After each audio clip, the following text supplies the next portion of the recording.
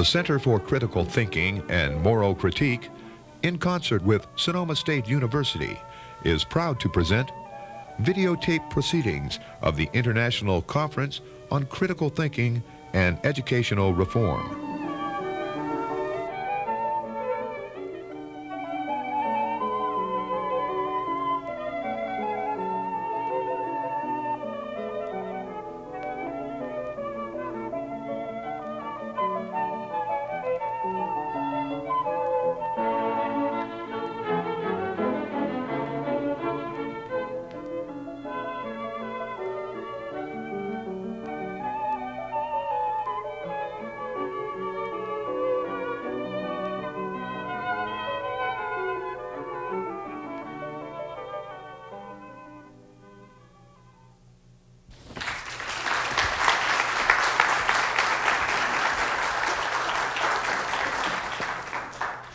The question we're concerned with in this session is how can we teach our students to write well?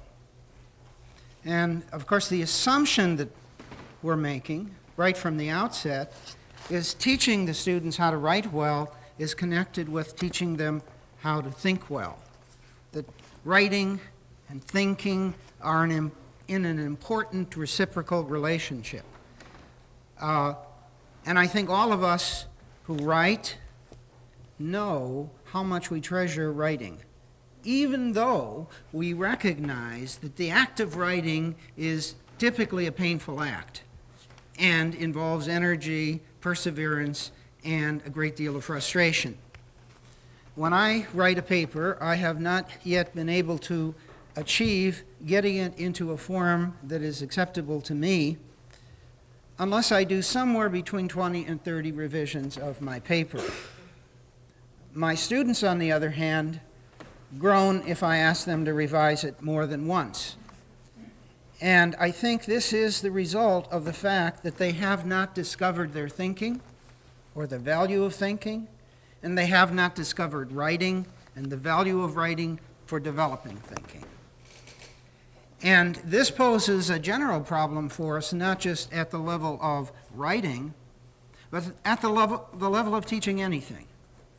As long as students do not see the value in it, how can we cultivate, how can we design, how can we facilitate, how can we coach them into grasping these things when they come to us very often, not just with a lack of skills, but bad habits and resistance to acquiring those skills.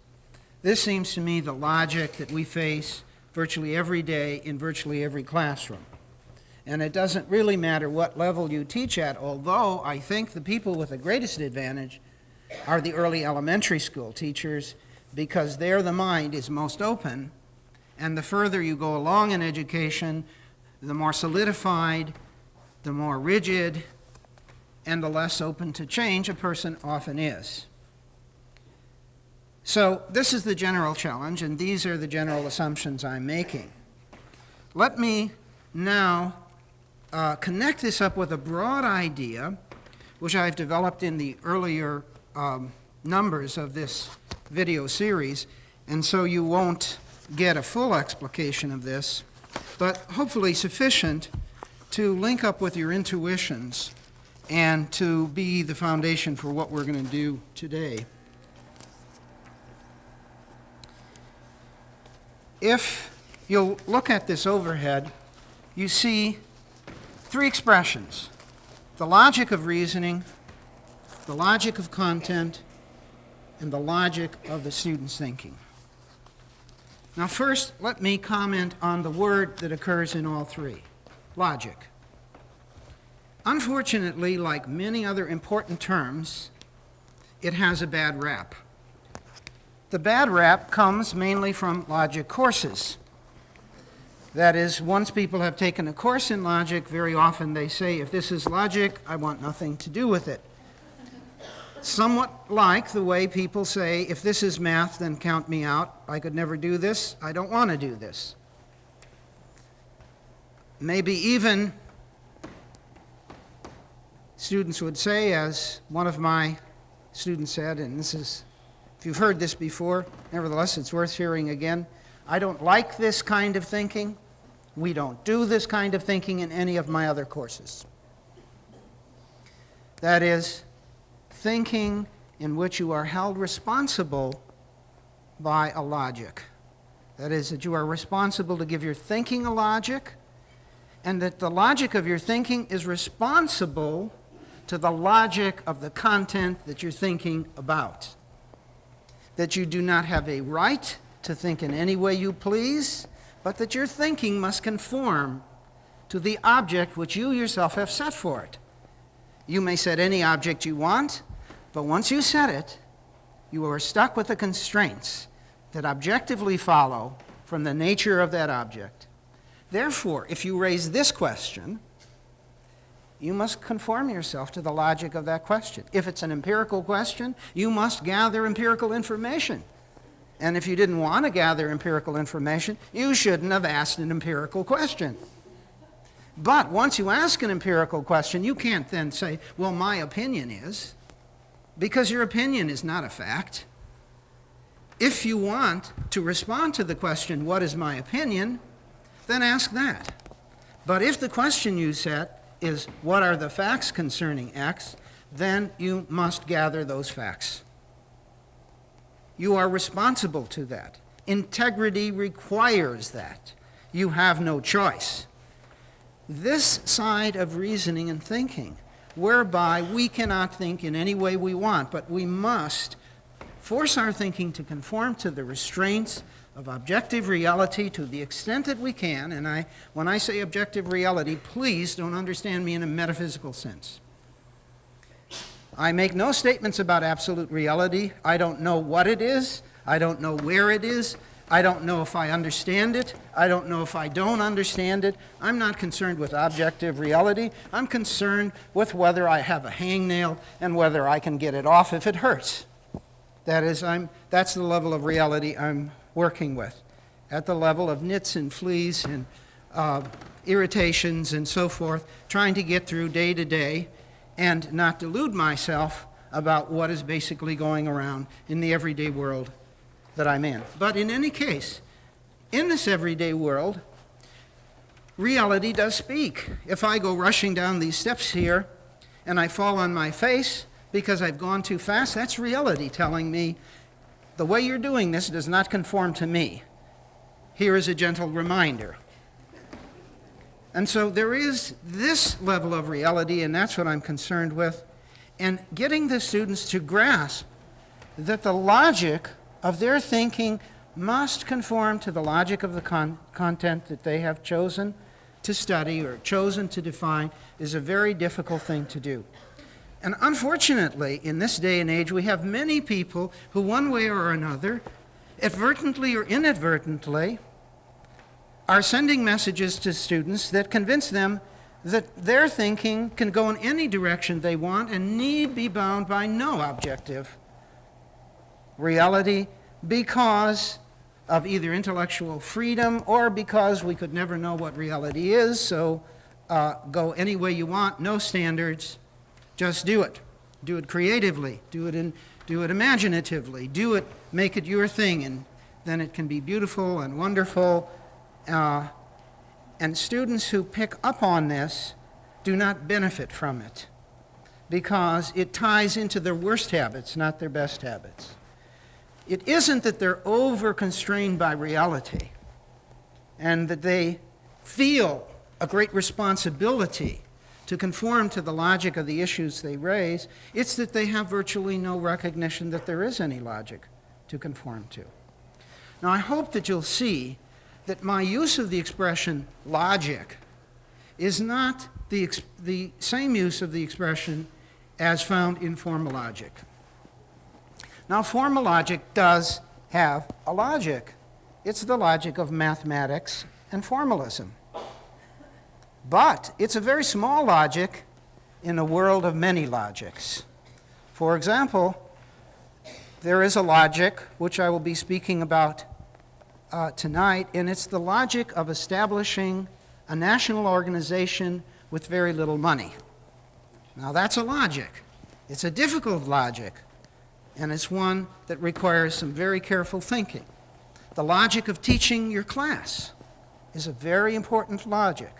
The logic of your students' thinking is a very important logic. What is it about this sense of the word logic? One, it has this sense of constraint. Two, it has this sense of discipline. And three, it has this sense of interconnectedness. So that the concept of things having a logic is the opposite of the concept of their being fragmented with the parts unrelated to each other. Do you see? A logic occurs when parts have a relationship to each other such that if you know this, you can infer that.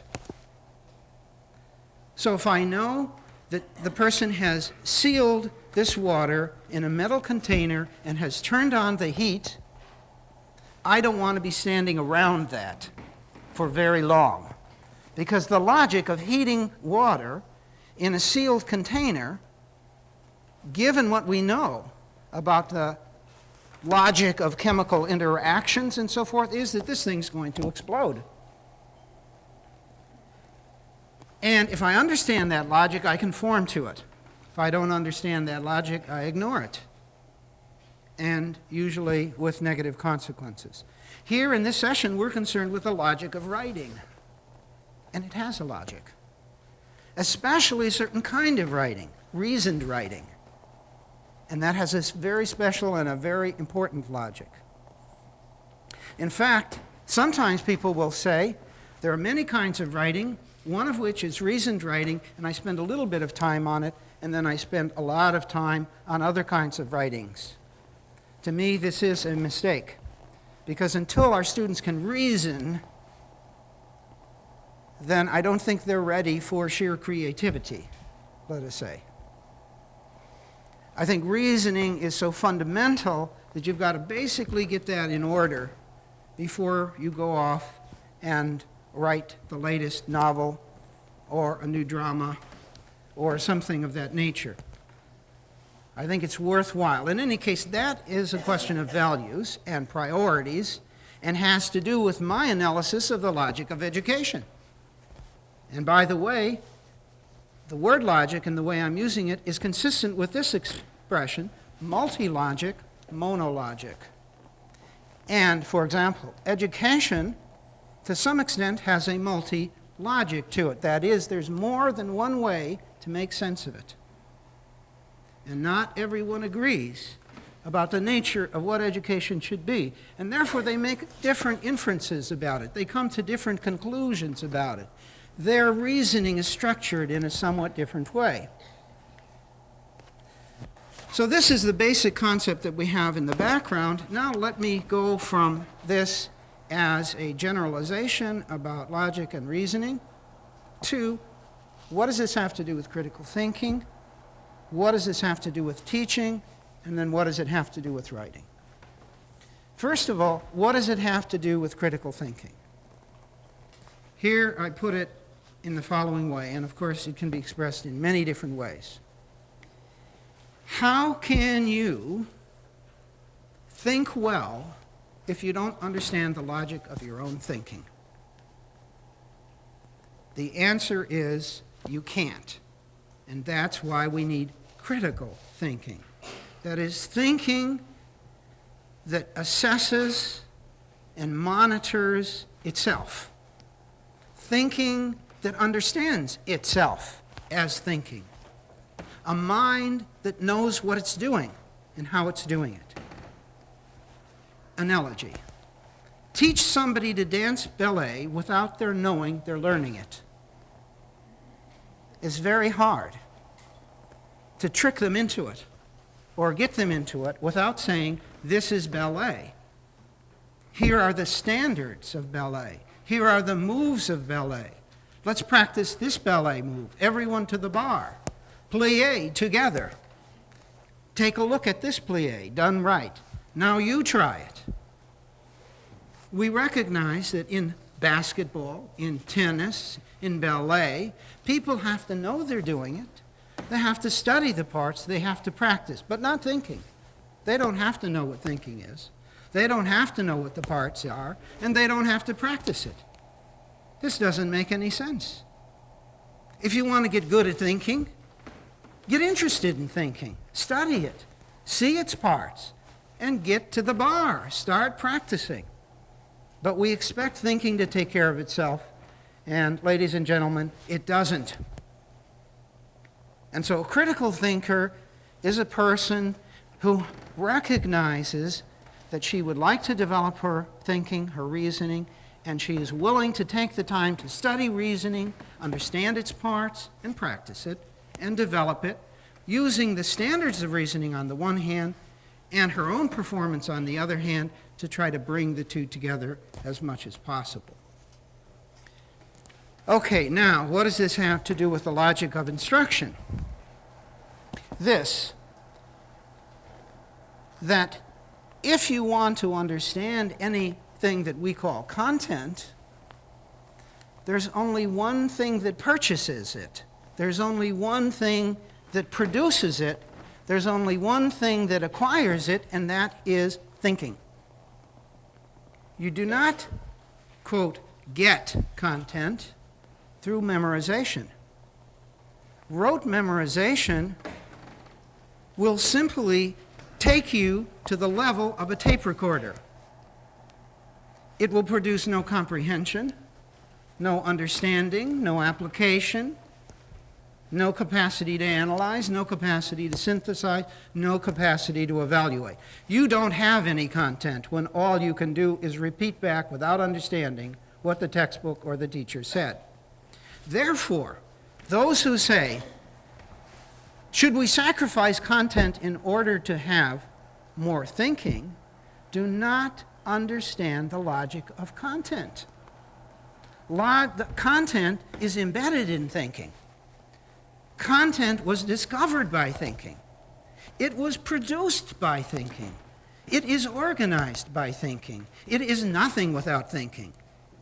If all they're getting is content and no thinking, they're not getting the content. And so by all means, give them the content, but give it to them in the only way they could possibly get it, and that's by thinking it through. It's thinking that purchases and acquires content. But here's the rub. It's not enough to know what ideally a good reasoner does, not enough to understand the logic of reasoning. It's not enough to understand the logic of your content, the logic of your subject. To be a biologist who understands the logic of biology, that's not enough. You also have to understand the third variable in instruction, the logic of your students' thinking. Because it isn't just thinking that acquires content, it's got to be your students' thinking that acquires it, not your thinking. That is, you can't inject your thinking into your students just as you can't inject the content. They have to use their thinking to acquire the content. And that means they're going to begin where they are, not where you are. And this is, of course, one of the fundamental mistakes in instruction at all levels, that very soon the student's thinking is left way in the background, is not being engaged, and some other process supposedly is going to take care of that. And of course it never does. And therefore the students become more and more passive and develop the habits which they very much now have, which is embedded in an attitude something like this. Here, I place my body in your classroom. I half close my eyes. I slouch in the chair. Inject knowledge in me. If you're a good teacher, you will. I should not have to put energy out. I should not have to think this through. I should just be here. That's my responsibility. I drug my body here. I plunk it down before you. Teach it. No, we have to realize, even if our students don't realize, their thinking must be engaged. And if it isn't engaged, then it's not going to work. All right, now finally writing. Where does writing come into this? It's very difficult to write without any thinking. As soon as you start to write, you have to make decisions that require thinking. And so writing is a discipline that forces thinking to discover itself. It's very hard to write on a topic without discovering something about how little or how much you know. Sometimes you can be surprised in both directions in writing, almost inevitably are, at how many things you knew that you didn't know you knew, and how many things you didn't know that you thought you knew. Writing forces you to come to terms with that if you write well. Of course, you can also, in this world that we live in, accept a counterfeit for reality. We had a president not too long ago who was called the Great Communicator. Unfortunately, if this is communication, count me out. Communication is not manipulating people by knowing what their fears and their hopes are and using images and stories and Hollywood script metaphors in order to get them to think they understood something of significance when you didn't say anything of significance.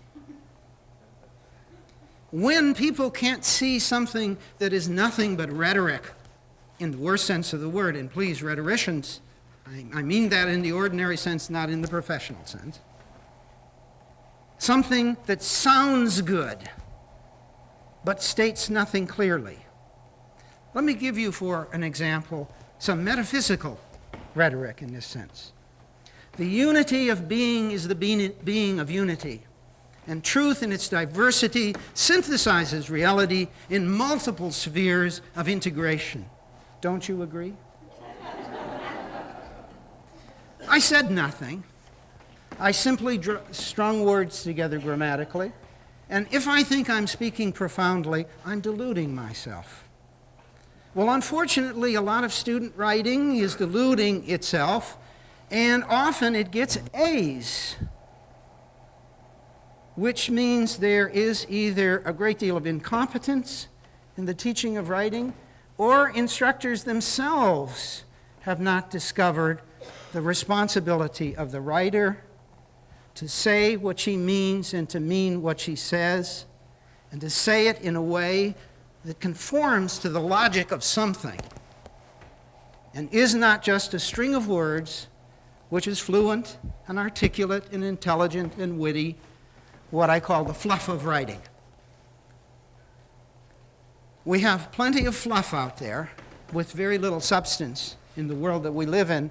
We don't want lots of fluff in the writing class. We want substance. At least I want substance. I want to see something of quality.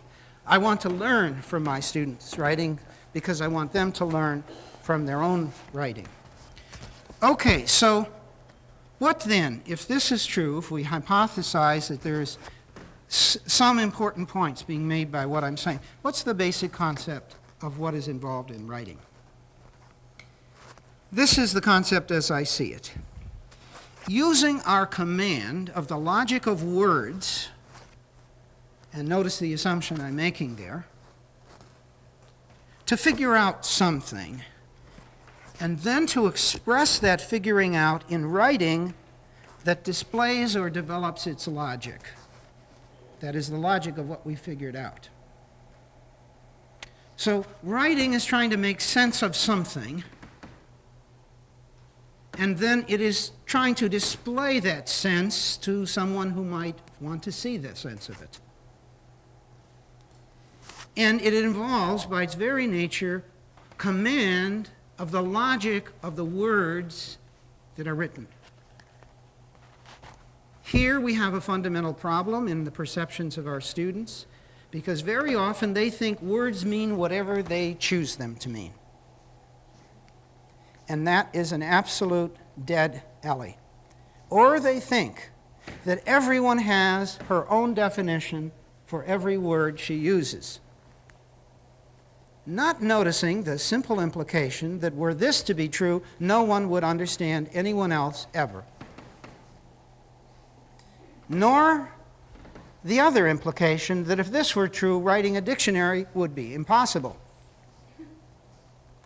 You would need 200 million definitions of every word, if, assuming you limited yourself to the United States. And we don't do that. In fact, dictionary makers do quite well Yes, some words have a variety of meanings. Ambiguity is not unknown in the language, but not infinite flexibility. You have a range of choices when you use this word, but you must function within that range, at least for most of the words you're using most of the time, otherwise the rest of us don't get it. And students don't have this idea. So they say, what's your definition of this word? What's your definition of this word? I'm not interested in your definition of the word. I'm interested in whether you know the educated use of that word in the first place. Then in the second place, if you have a good reason to modify that use, I'd be interested to hear it, but not if you don't understand the logic of the word in the first place. If you don't know the distinction in the English language between the use of the word friend and the use of the word acquaintance, or you don't understand the difference between the use of the word reasoning and the use of the word rationalization, or if you can't distinguish the use of the word explicit from the use of the word express, if you don't know the difference between what is implied when you say Jack is cunning and what is implied when you say Jack is clever, then you don't sufficiently understand the logic of the word, and you ought not to be using it until you get command of it. Because when you're using it without that command, you are confusing your reader, and you yourself are confused. Now, this means, for one thing, on the teaching level, that students have got to use dictionaries, and they have to learn how to use dictionaries. Most college students have low dictionary skills, and they don't value the dictionary. And this seems to me, this may seem awfully mundane, but anyone who writes loves a dictionary and recognizes, of course, that there are a lot of them, and some entries are better expressed than others. And there's an objective reality the dictionary is trying to conform itself to, and that is relatively educated use, relatively established use. And most of the time, I'm amazed at what a good job most dictionaries do. But sometimes I'm amazed that they express an established use, which I'm well aware of, but in a somewhat misleading way. And I, at that moment, if I had time, would like to write to the publisher and say, pass this on to your editor. But the students, again, have not been introduced to this.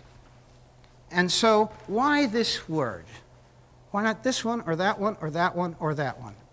You said education, why not socialization? Why not training? Why not indoctrination? Oh, I don't know, I guess those would do as well. If those would do as well, then you don't know what you're saying, because they have very different implications. Every word in the language has an implication that is not identical to any other word in the language. As far as I can see, there are no perfect synonyms. There are words that come fairly close, and sometimes for practical purposes, one or the other will do. But it's never true that any word does not have some uniqueness. Otherwise, it wouldn't be there as an individual word. Language is as economical as it can be. And so in the English language, we may have, 600,000 words, and that's not really very many, but there's an awful lot of potential for precision in those words if you respect the logic of words. So one of the things that we need to do in teaching for thinking and for writing is to introduce students to the logic of words and to understand this is logic. That is, we're concerned with what the words imply when they're used. Imply is a word from logic. If I say this, if I say I love you, what am I implying? If I say I want you, what am I implying? If I say I can't live without you, what am I implying? Meaning is implication. That's what meaning is. It's not something other than implication. Meaning is what the words imply. And whenever we imply something, we assume something else. So you can't not talk logic. You can't talk and have no logic, because words carry a logic. You use them, you're stuck with their logic. You can try to transform their logic, but only through the logic that's already there. Comes back to that paradox. If there was such a thing as a private language, you yourself wouldn't even understand it. Okay, so now, if this is true, this is basically the concept, then how in writing, and here again I'm concentrating on analytic, reasoned writing, writing in which you're trying to figure something out and display that figuring out to someone, what are the parts of this? Here, we're going to talk for a moment about the logic of reasoning, and so the parts that are always present in reasoning. And so it represents, since there are 9 parts to reasoning, there are 9 things that every writer who's writing an analytic paper must be ready to check, although it doesn't follow that you have to explicitly check it every time. You may be implicitly taking it into account. But for our purposes, let's cover the complete gamut. And here is the first necessary part of all reasoning, and that is purpose. You can't reason for no purpose. You can't write for no purpose. You must have a purpose. If you don't know what your purpose is, you cannot reason well, you cannot write well. What's the purpose of this assignment? What were you trying to accomplish when you wrote this? I don't know. Well, think about it. Well, I was trying to do what you wanted me to do. Well, what did I want you to do? I don't know. Well, until you know, you couldn't possibly do it.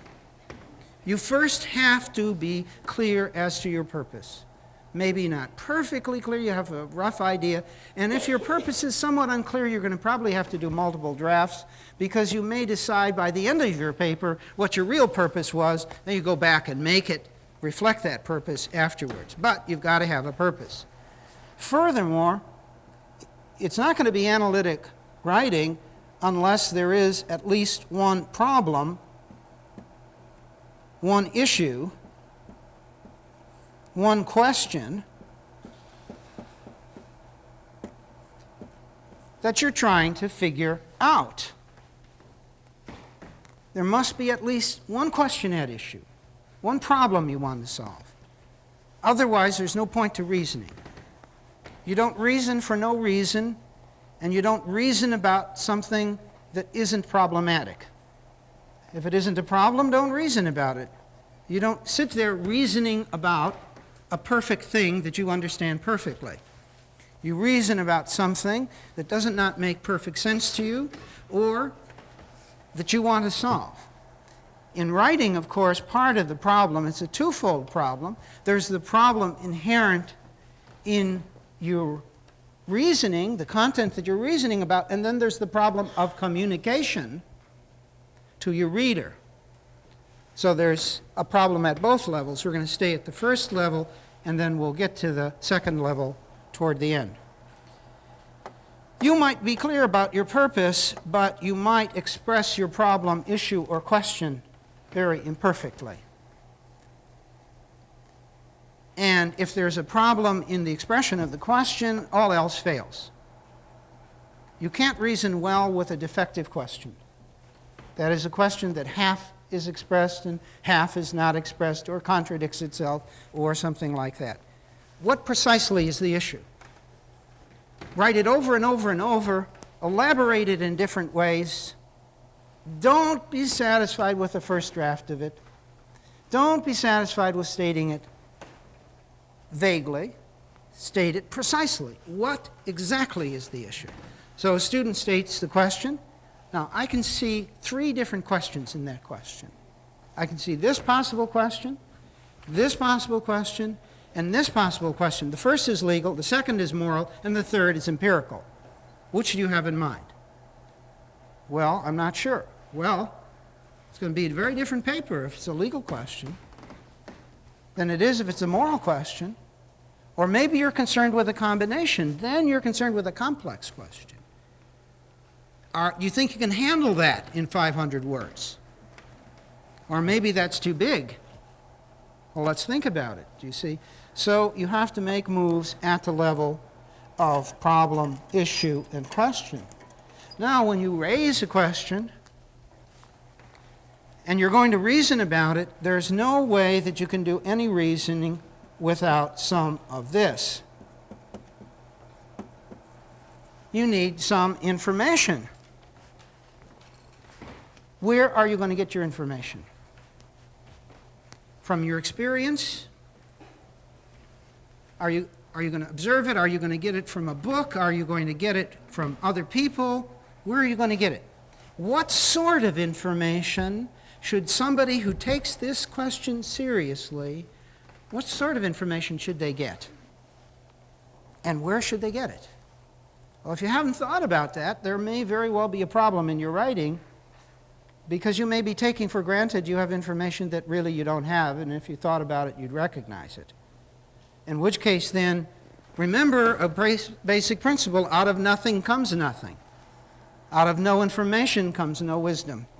You've got to have some information. Okay, so now you decide, you got your general take on the information you need. Now, you need some of these. Ideas or concepts. Because information, believe it, doesn't speak for itself. Information just sits there. To have a voice, you must give it a voice. And to give it a voice, you must impose a logic on it. That is, you must interpret it. What does this information mean? What does this information tell you? To do that, you need concepts and ideas.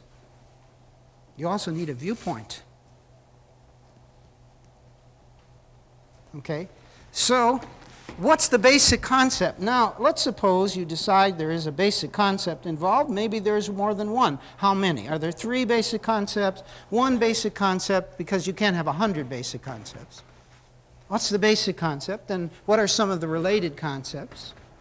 Suppose you decide, suppose a student is going to write on the question of abortion. Now, the concept of abortion itself is not really a problematic concept. That is, everyone knows what an abortion is in its basic facts. But a concept that is hiding in the background that people very often don't think to include in their paper is the concept of a person. What makes a person a person? When does something that is alive acquire rights? When does it become a person? As against something other than a person. Now, you might think, oh, well, that's very simple. If it's human and it's alive, it's a person. No. Sperm is human and alive. It's not a person. An unfertilized egg is human and alive. It's not a person. Somebody with their head cut off, if we could maintain their body, would be human and alive, but not a person.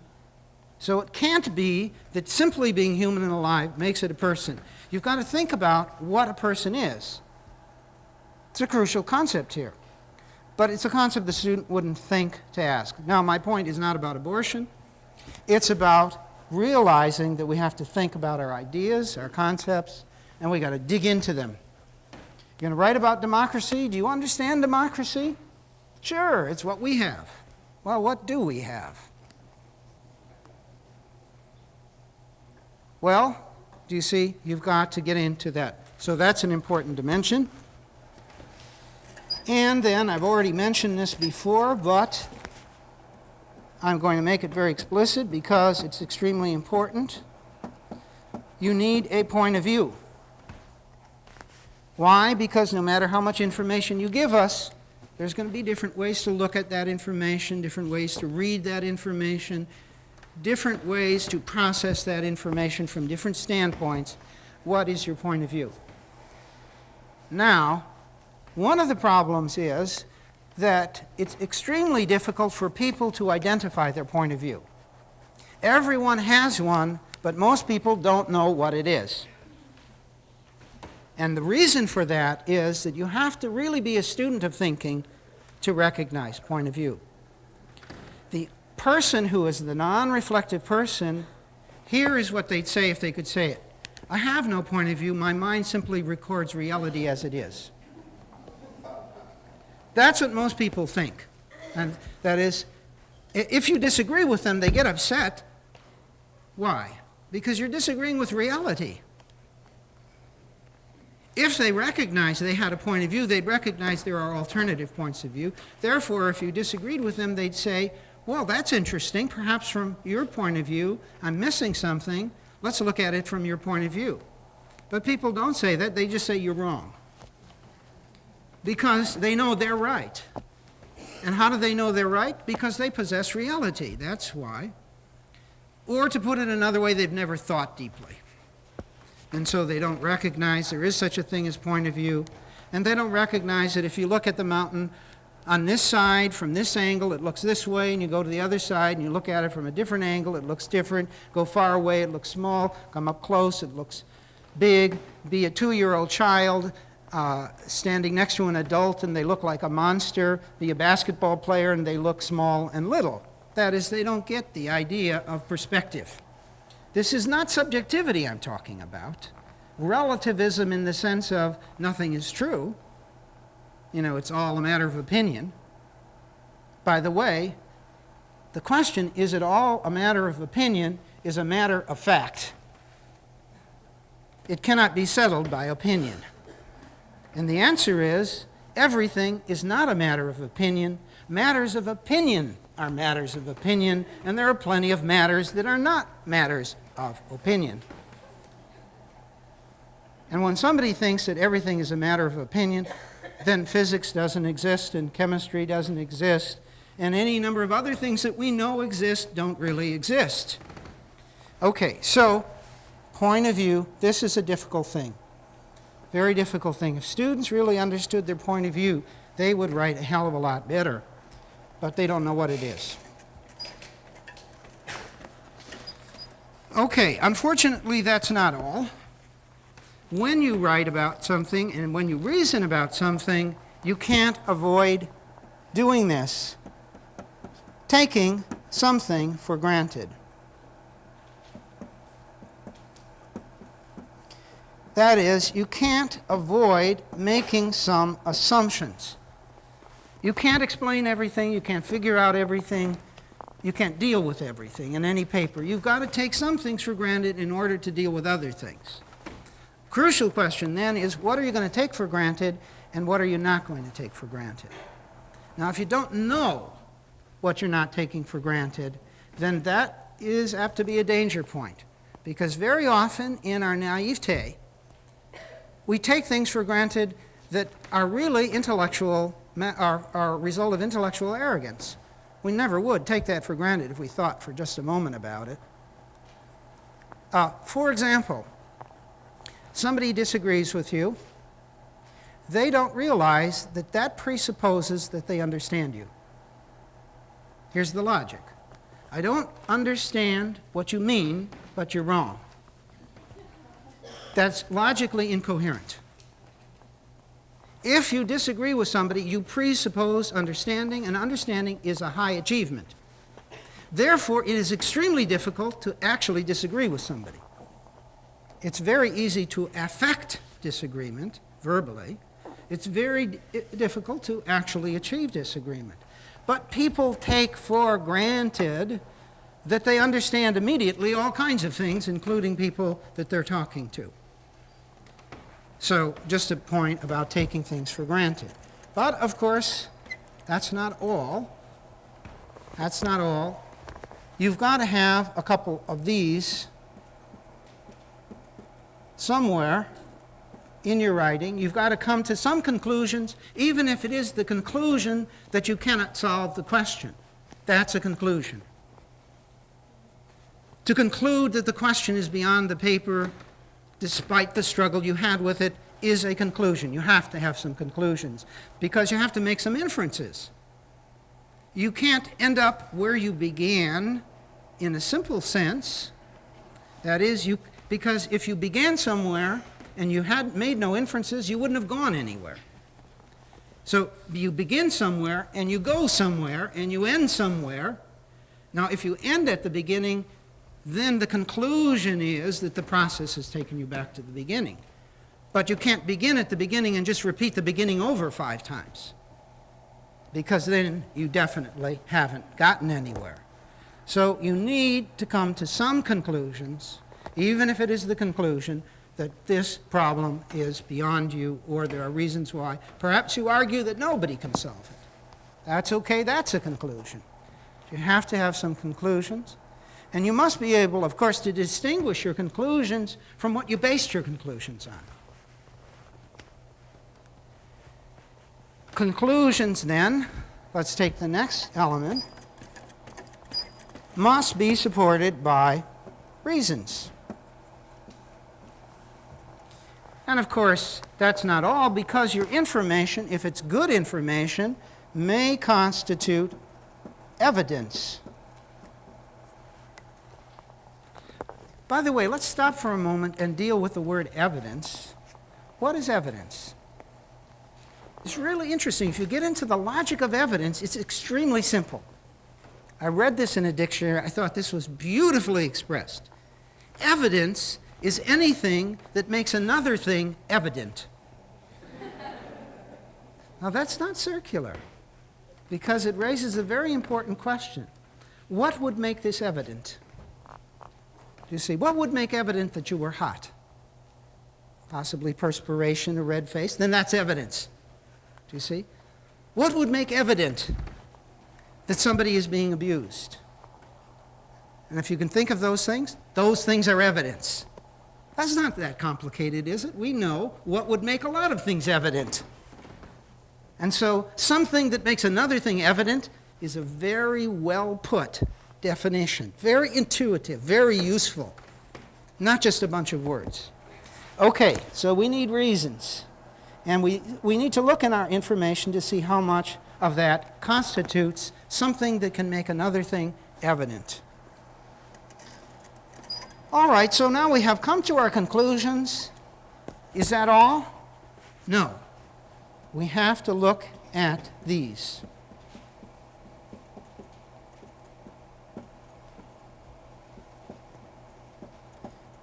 Our thinking not only begins somewhere, it goes somewhere. And where it goes, that is where we haven't developed it yet, because you end up, your thought is never complete. Thought never completes itself. It can't. In principle, it can't complete itself, because wherever you end up, that has implications.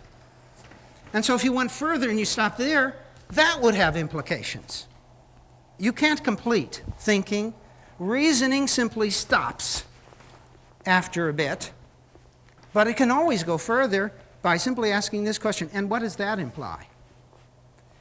Or take it to the level of consequence rather than implication, and implications and consequences need to be distinguished. Consequences are things that happen in reality. Implications are things that happen in logic. Consequences are something like this. Okay, let's take your idea and put it into practice. What's going to happen? That's the consequence. So you've come up with a theory of parenting? Very good. I like the way you've laid it out. Now let's ask, what would happen if parents parented as you parented? Would you try it for a week and see what the consequences are? Maybe you like them, maybe you won't. So looking at the implications and consequences is, I think, the last of the 9. We've simply gotten to, and we haven't quite dealt with, what might have been the main question which brought you here, and that is, okay, given this, how do we get the students to do this? Right? Let me say some things. The issue is, how will you organize? Suppose you went through this and you thought a little bit about each of these and you had a few notes on each of these. How are you going to organize this as writing? Let me say there are two things that are very clear. You need an introduction, you need a conclusion. And in your introduction, you certainly want to tell us what the problem is, or at least that's one very good way to start. And you might tell us a little bit about its significance and why you're dealing with it. And if possible, how you're going to approach it. It's a very good time-tested way to begin.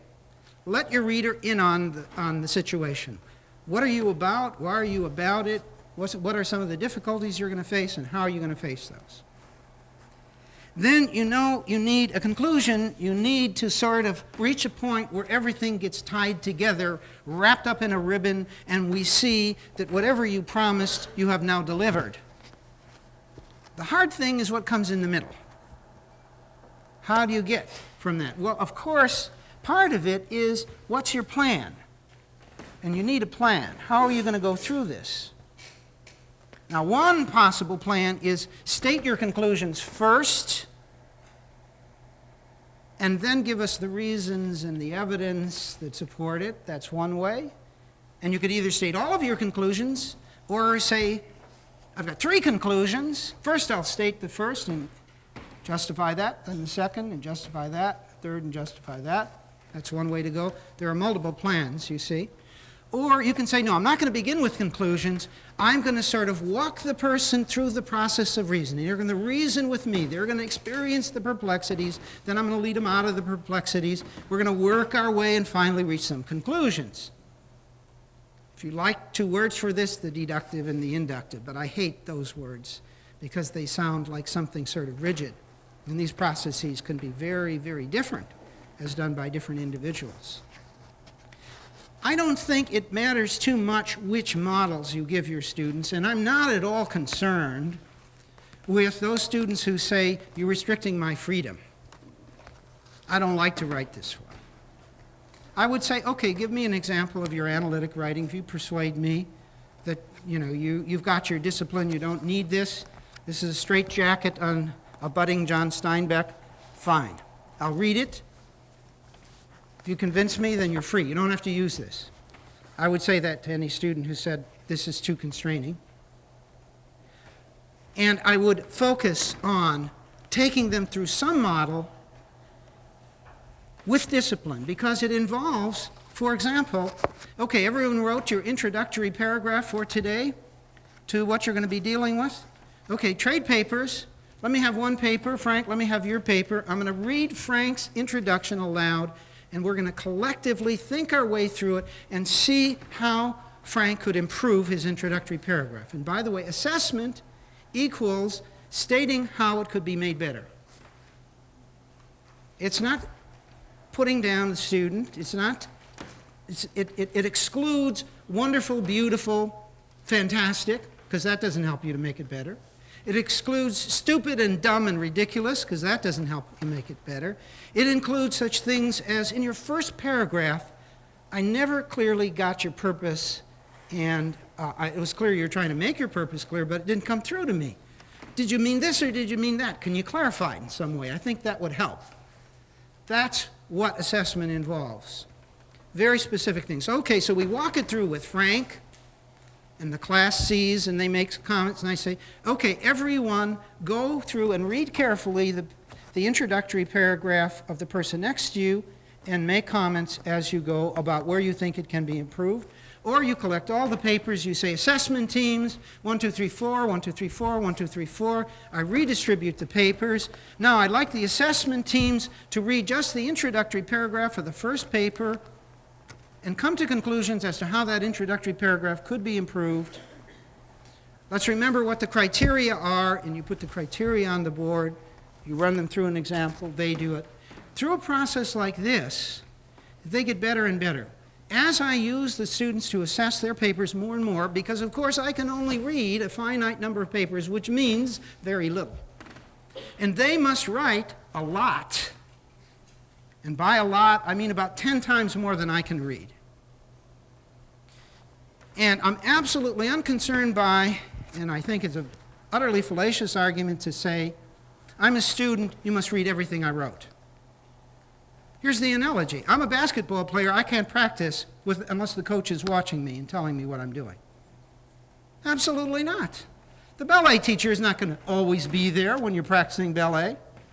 You can assign practices and not be there. I'm going to assign a lot more writing than I personally am going to read, but all of it's going to be assessed by you. Why? Because if you can't assess your own writing, you can't write. Writing is assessing your own writing. It's part of writing. And learning how to assess it is the most fundamental thing we're about. If I keep doing it, you're dependent on me. If you have no idea how good your paper is, it's lousy, in all likelihood, because you don't know what you're trying to achieve and you don't know how to measure whether you're achieving it. So, ladies and gentlemen, we didn't get as far into the subject of writing as I hoped, but I hope you see the spirit of it and the manner in which helping your students to learn to write. Reasoned writing is a discipline, has very specific parts. We're doing a terrible job on it collectively right now. Most of the students I have are absolutely miserable writers, and what's worse, a lot of them think they're good, and they come in and they tell me the high grades they got in creative writing, and their thinking is confused and the writing is terrible and they don't respect the logic of the language, completely undisciplined. We need to reverse that. And I think it's an exciting thing to do because writing is creating. And it's creating the most valuable thing that you could possibly create, good thinking. Because that's what you base your life on, your thinking. Writing helps you to sort it out. Writing is precious. Writing is important. We must commit ourselves to do it, but don't become a saint. Don't think you have to read everything your students write, because you'll kill yourself trying to read all the things they must write. Devise a process where they write a lot and you read a little, and they fill in the gap with the assessment. Thank you very much.